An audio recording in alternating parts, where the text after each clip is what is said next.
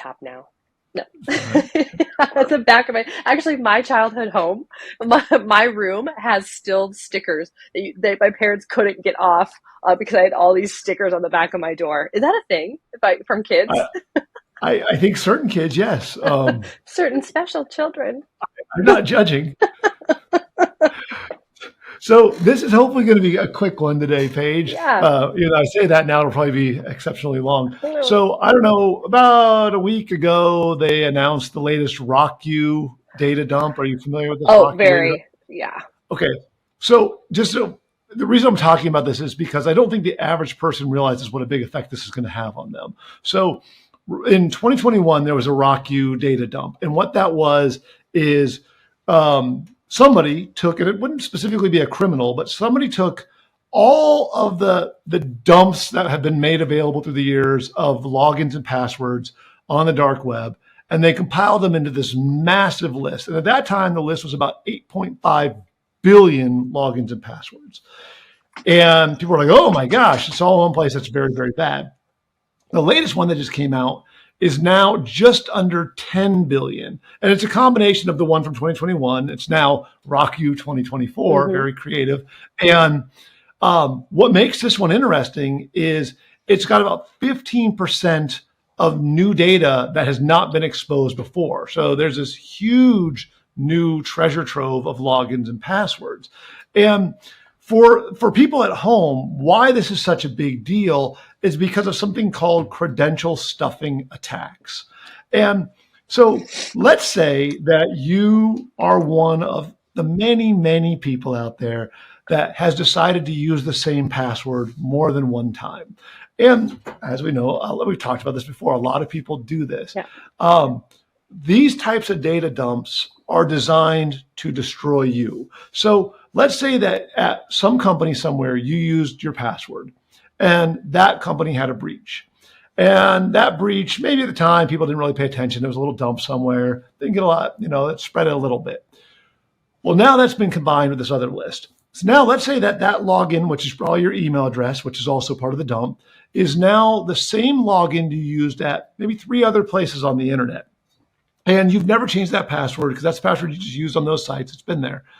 Well, now criminals can take this new, huge, massive database, put it into software, and that software goes to these other sites and tries to log in with those logins and passwords that are in this database.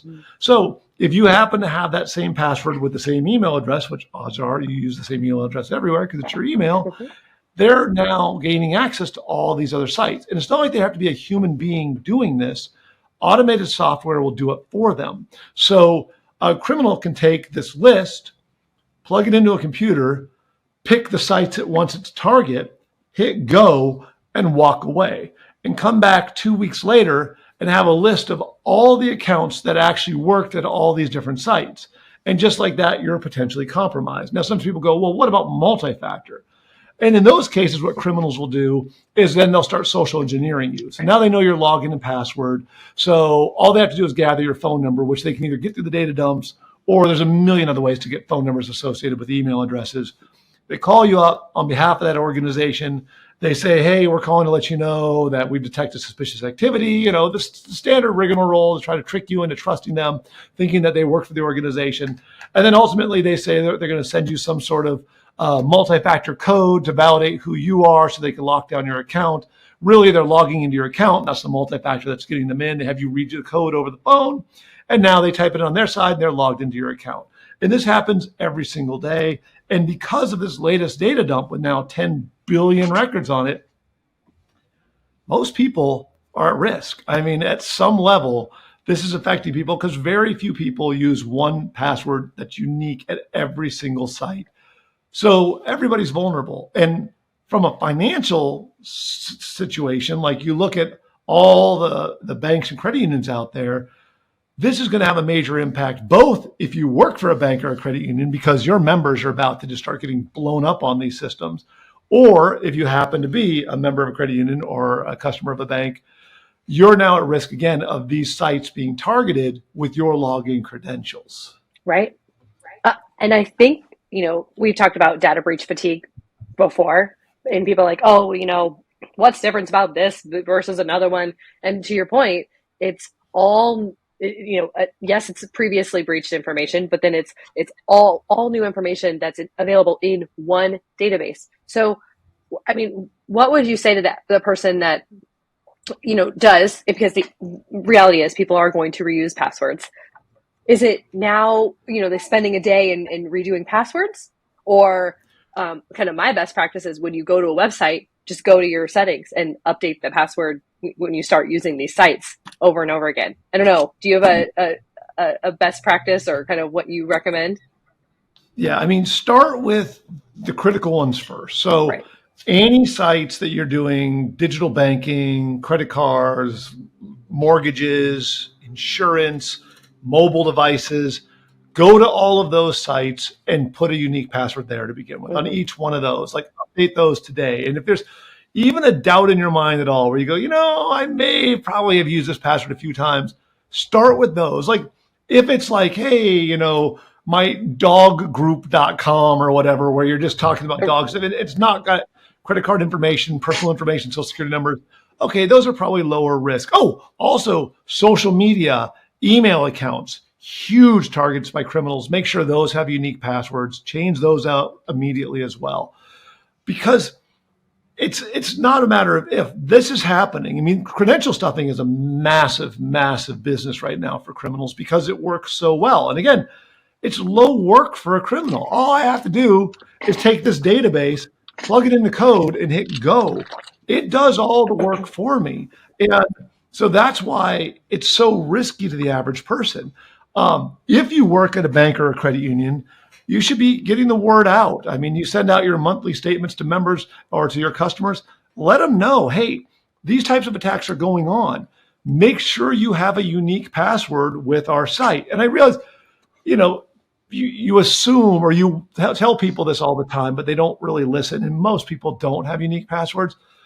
If the financial institutions and businesses that have confidential private data are warning them, hey, look, there's real risk right now. People are being targeted by having the same password at multiple sites. Do something about it. Like, be proactive in this approach because it is a huge risk. Yeah, and I will say, you will get those emails that are going to say, you need to change your password. And here's where I hesitate to say, click on that link, from their financial institution to change your password. You don't want to do that. Even if it is No. legit, you got to get out of practice clicking on the link within emails.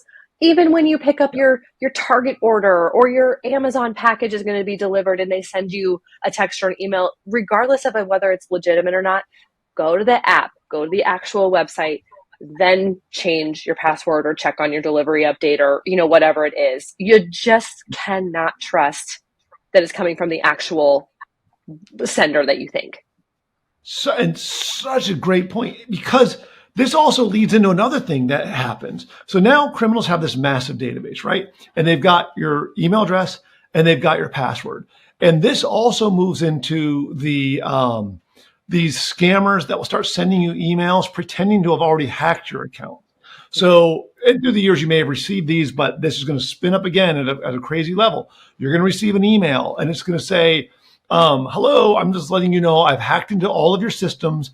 I have all of your personal information. I've been monitoring you and I've been watching you in your home. I've been turning your web camera on. Oftentimes I'll tell you, like, I know you've been watching porn to try to like make you feel uncomfortable. Mm-hmm. And then they'll say, to prove I've really hacked you, here's one of your passwords that I already have. And they'll send you in that email a password that's one of your passwords. And you go, holy crap, like Yeah. that's really my email. That's really my password. Clearly they've hacked me. And it makes it feel very legitimate. And I will tell you, I have been contacted by people, not only just like friends and family, but I've been contacted by people that are in the media, like people that really have something to lose. And they've been like, hey, got this email. Well, what do you think? And I just go, no, you're good. And then I kind of start laughing. I go, what did you think was on that footage though? I'm dying to know now. They're not going to tell you. But yeah, but it's very, very off-putting. And because this database is now got, very new information that's being added to it, these will be more recent passwords because it used to be they'd send a password from like the old Yahoo breach that was, many years ago. So you'd have a really old password and you'd be like, oh, but now there'll be newer passwords that you probably are using more recently.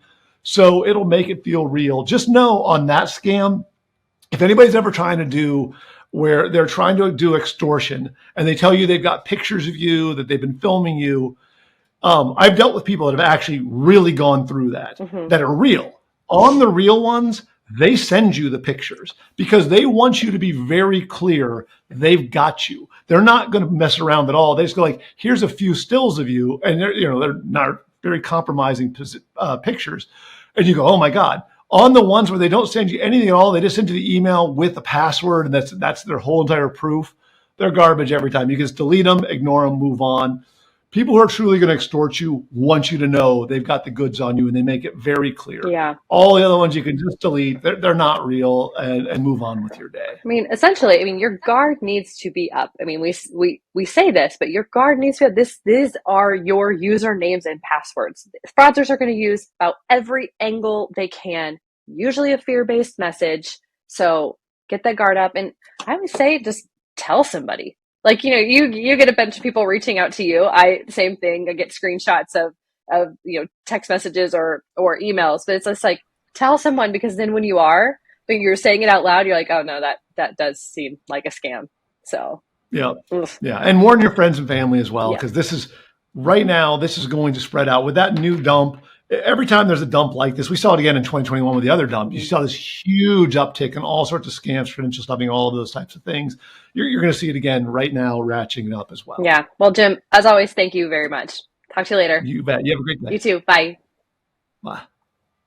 Hey everyone, I appreciate you taking the time to watch. If you have any questions, go ahead and just fill them out in the comments. I read every comment that's posted, and I'll be happy to either make a video answering your questions, or I might just message you directly to get you the information you need. Have a great day.